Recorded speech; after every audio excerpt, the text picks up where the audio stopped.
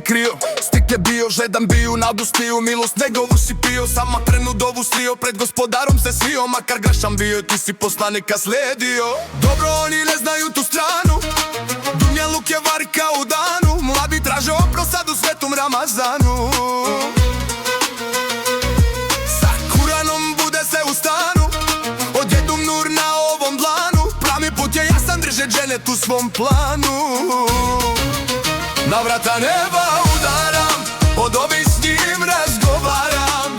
U okean mjere zaranjam, za dunjaluk se zatvaram. Brodovi ka spasu idu, to je posta karavana. Muhamede, tvoj šefat jedina je nada nama. Tebe brate, štektam više ovdje ne dira, on ču greha oko vrata niko ne servira. Ramazan te čisti, srce pravo centrira, u seždi si dugo, tu te melek gocira. Nevste kod dijete, stalno lažno provocira, vjetar iskušenja puše, al te imam fiksira. Mila Broško složi, al sad oprost se realizira. Na vrata neba udaram, u dobi s njim razgovaram.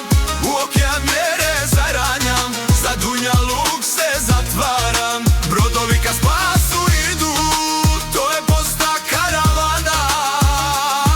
Muhamede, tvoj šefat jedina je nada nama.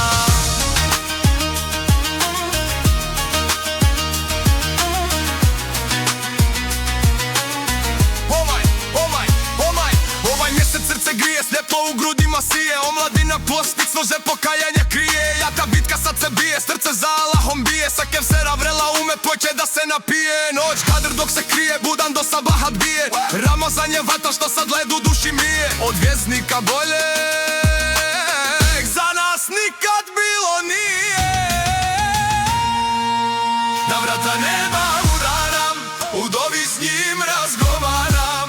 U okean vjere zaranjam, za dunjaluk se zatvaram. Brodovi ka spasu idu, to je mosta karavana.